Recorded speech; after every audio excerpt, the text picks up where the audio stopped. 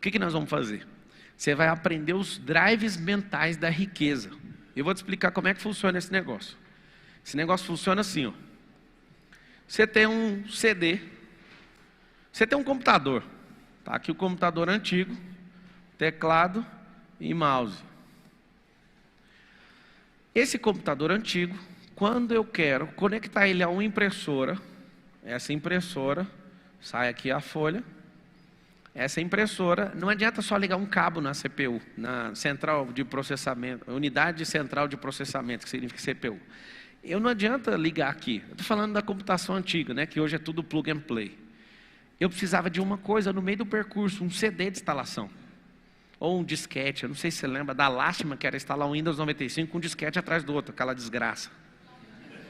Eu já morri de raiva com aquilo. Que um CD número 17, o disquete não funcionava, aí não funcionava nada. Nossa, o dia que eu vi o CD, eu falei, nossa, Deus é bom demais. Não, é um homem que é atrasado. Tudo, fala assim comigo, tudo já existe. Por que as pessoas, e por que eu comprei o livro que você falou ontem na palestra? O cara está falando coisas daqui 99 anos. Eu ri dentro de mim e pensei, esse cara é o mais atrasado do mundo, mas eu quero ver. Porque não adianta você querer falar o que vai acontecer daqui 99 anos, porque as últimas revoluções tecnológicas dos últimos cinco foram superiores a toda a história da humanidade. Então um cara falar para mim que vai falar o que vai acontecer daqui 99 anos, eu não sei nem o que dizer.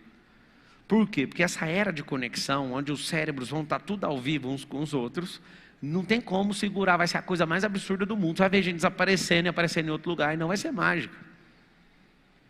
Mas como? É simples. Milhões e milhões de anos da criação, coisas foram se perdendo. Na civilização, milhares e milhares de anos se perdendo. E um comendo a informação cultural do outro, os códigos do outro. Imagina se a gente tivesse só os códigos que Tubal-Caim tinha. Tubal-Caim era filho de Caim. Ele que inventou os instrumentos. O Tubal-Caim, na Era das Cavernas, se você for aproximar aí, a Era das Cavernas, já fazia flauta de cobre. Sem Google, sem YouTube, sem nada. Você hoje, com o YouTube, com o Google, com tudo, você não dá conta de fazer. Você não dá conta de extrair o cobre, nem achar, nem extrair, nem trabalhar para que isso vire uma flauta. Imagina você inventar a flauta. O filho do Tubal-Caim fez isso. Só ali me dá um pavor. Qual o pavor? Aqueles caras que comeram a árvore do bem e do mal, eles não estavam querendo morte, eles estavam querendo conteúdo. Eles queriam códigos. Ninguém come uma merda dessa para não ficar potente.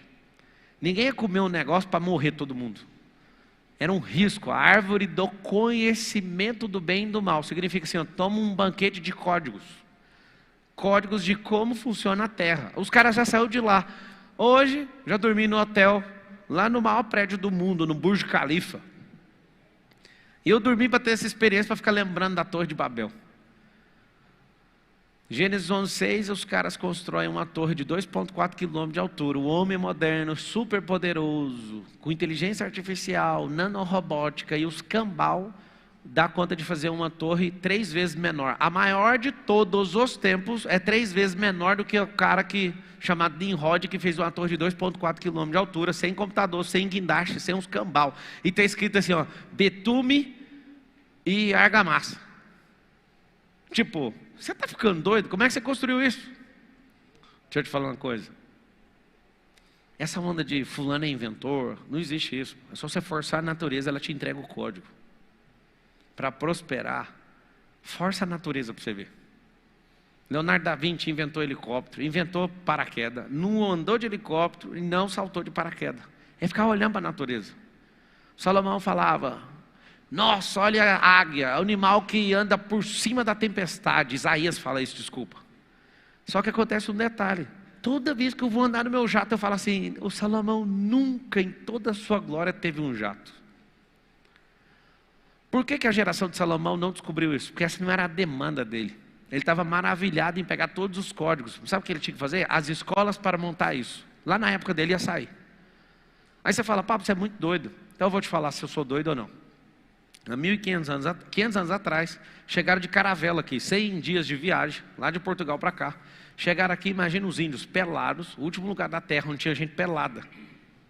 Foi o tanto que a gente é atrasado. O Éden já acabou tem milhares de anos. Aqui era o último lugar da terra onde tinha gente pelada. Não tem registro histórico de outro lugar na terra tendo gente pelada. Era aqui. O povo chega e fala, ó, nós viemos com esses navios. Os caras já estão loucando. Não, vocês são um diabo. E às vezes a história não conta direitinho, mas ali foi uma resistência gigante. Queria matar esse povo com essa caravela, afundar tudo. Eles achavam que aquilo era maldição para o país. Você vê, já começou no primórdio da nossa história. Rejeitar a tecnologia, rejeitar avanço e já pôr a culpa no diabo. Os índios conseguiram convencer, não, vamos trocar esses pau-brasil aqui no espelho. Olha o tanto que o espelho é bonito. E os caras viram o espelho e não, para pegar a tonelada de ouro aí, dá para trocar. Esse trem aqui mexeu comigo. Sabe o que ele estava caçando? Neymar, semelhança dele. Olha isso aqui. Isso aqui é magia. Para levar ouro, para levar pau-brasil, doidado. Eu fico pensando no conflito de tempos. Naquele dia que o cara da caravela encontra o índio, naquele dia aconteceu uma coisa assustadora. Os caras já estavam há séculos usando navio. E no Brasil ninguém nunca tinha visto isso. Só que eu fico pensando naquele mesmo dia, um cara virar e falar assim, ó, vai ter um dia que nós vamos atravessar da Europa para cá em 10 horas. E vai ser voando. Imagina a cara do índio olhando o cara da caravela que leva 100 dias acreditando num papo desse. Aí o cara que mal falou que ia atravessar em 10 horas aquilo que atravessava em 100 dias, na cabeça do índio que nunca existiu, porque achava que o mar era infinito. Imagina um outro cara falando assim, ó, vai ter um dia que nós vamos ter um avião que vai ter velocidade Mach 3, nós vamos fazer a travessia em meia hora. Esse é o terceiro cara da conversa. E aí chega um outro cara depois e fala, 3 horas é muito, meia hora é muito. Nós vamos teletransportar. Deixa eu te explicar uma coisa. Você sempre vai ser um idiota se você pensar diferente do que os índios pensam. Do que os das caravelas pensam. Do que a aviação de 1914 pensa. Do que esses caras vieram pensando. E não tem novidade nenhuma, ninguém inventou nada. A sustentação do ar sempre existiu. A atmosfera não mudou. O que aconteceu foi, o Bernoulli pôs o nome naquilo que é a diferença do ar na asa para cima e para baixo, a diferença de temperatura que faz o avião voar.